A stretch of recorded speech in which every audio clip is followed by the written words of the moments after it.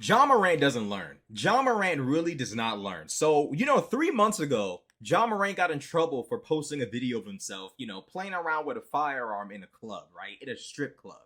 The strippers at the strip club were talking to the police and the media, like, yeah, he was waving the gun around and he almost killed us all, and we were so scared. He was acting crazy. He was acting like an emotional white boy. That's what one of them said. I don't know. I don't know what's going on.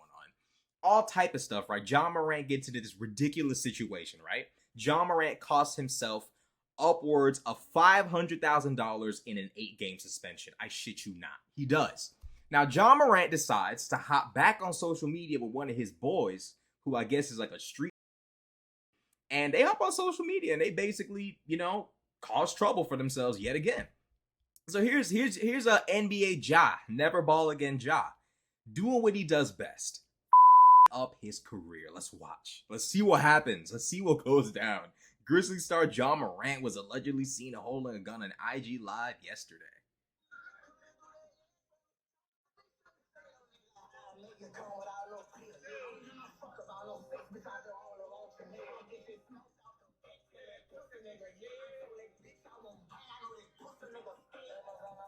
This man, bruh, yo, you can't make these scenarios up. Of course he's listening to Youngboy. Of course he's listening to NBA Youngboy. Yo, like, the only and I've seen people say this many times on social media, the only person who can truly save John Morant is Youngboy. It's Youngboy. There's nobody but Youngboy. Who else is gonna save Ja but Youngboy? Youngboy is the only person that can come to Ja and say, bro, you're not me.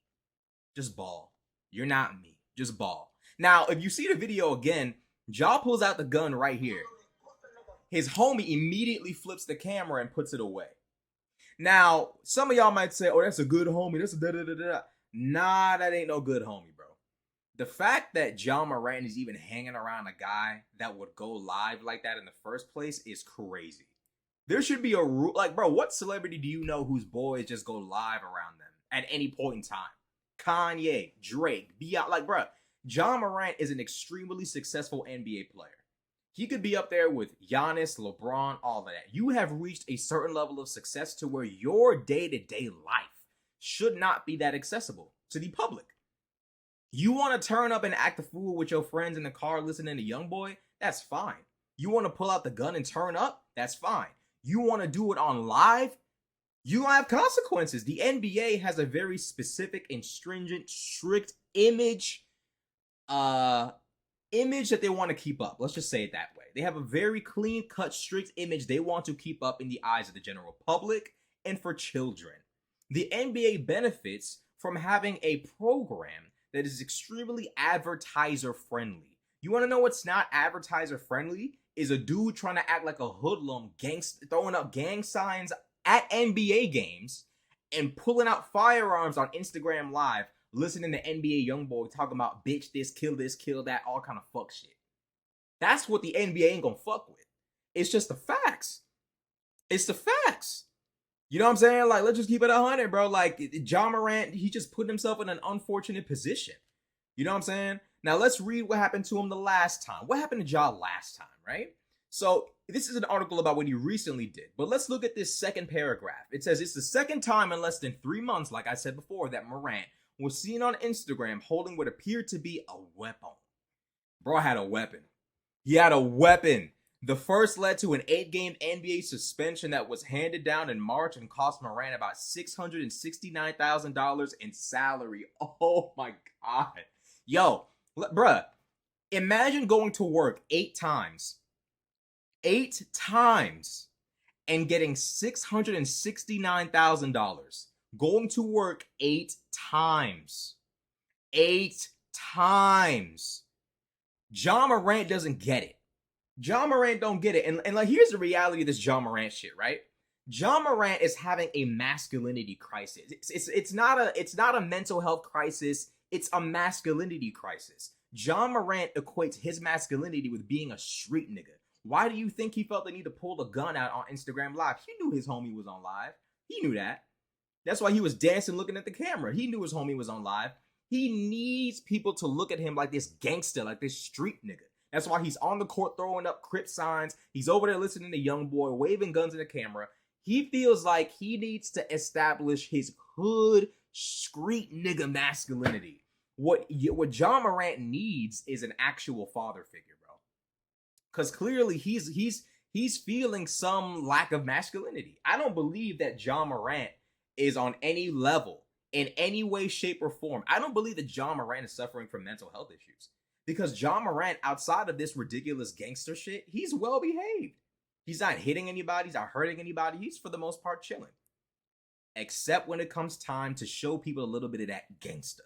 Now all of a sudden he's ready to act the fool when it comes time to just put out a little bit of that gangster. Anytime the opportunity presents itself for him to promote himself as a thug, as a gangster, he takes it. John Morant has a masculinity crisis.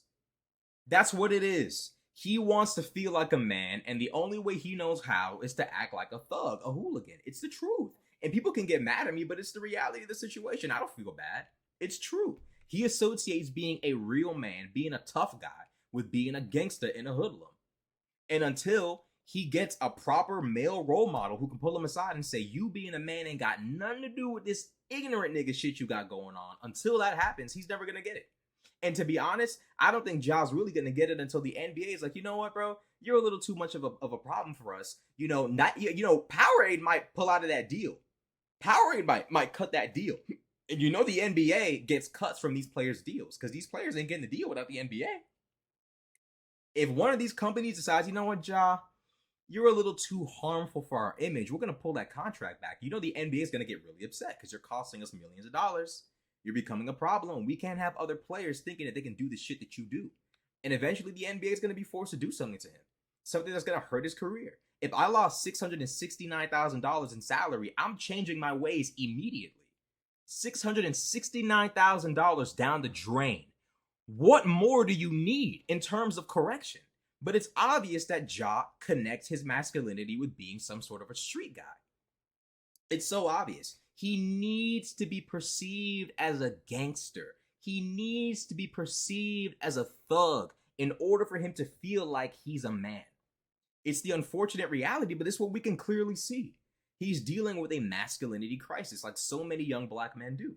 They don't have a father that taught them how to fish, how to hunt, how to do this, how to do that, how to be an emotionally stable man, how to realize that the way that you present yourself to the public reflects on your mother and father. John Morant don't realize, like, bro, we looking at your parents crazy. Because from what I did, the research that I saw, that John Morant's father has been a very integral part in John Morant even being where he is now. John Morant's father apparently built a basketball court in their backyard. John Morant's father invested his fucking sweat, blood, and tears into Ja being in the position he's in now. And yet it seems like John Morant is perfectly fine shooting all that down the drain. Just so he can seem like a gangster to the common folk. Let me ask Ja something. John Morant, do you live around the people you're trying to impress with this gunplay? You don't. The only people impressed by the stupid shit you're doing are the people you don't want to live around. I'm pretty sure, John Morant, you live in a really wealthy neighborhood. Really nice, safe neighborhood. If this gangster street nigga shit is so amazing, why don't you live in the hood around the people who really like that lifestyle and really glorify it? Why not be over there with them? Why are you trying to double dutch? Why do you want to get a little bit of the taste of that sweet life, that civilized life, that peaceful life, while simultaneously double dipping into the streets? Which one do you want? You can't have both. Why are you trying to emulate and imitate a life that you don't even have the dignity to at least live around? You don't even have the dignity to live around the hood street shit that you want to emulate and imitate so much. If being a street nigga and being like young boy is so important to you, move out of the suburbs, move out of that nice neighborhood you live in, and go live in the hood with real gang niggas, real street niggas who would love to rob you. You won't do that. So clearly you understand which lifestyle is more important, more beneficial, and more safe. Choose that. No one but the people you don't want to be around care about how gangster you are. You clearly don't want to be around them. You don't live around them. Why are you trying to imitate that? Why are you trying to be that? The people who are paying you this serious money, they don't care about how gangster you are. They don't care about how gangster LeBron is, Giannis, Kobe, D Rose, none of these, DeMar DeRozan. No one cares. These people signing y'all's contracts don't care about how gangster you are. And if you do get gangster, the only thing they're going to do is fire your ass, bro. They're not going to keep you around. So it's like, bro, like John Morant clearly has a masculinity crisis. And, it is what it is, bro. Hopefully he can get it sorted out. Let me know what y'all think in the comment section below. Like, comment, subscribe. I'm out.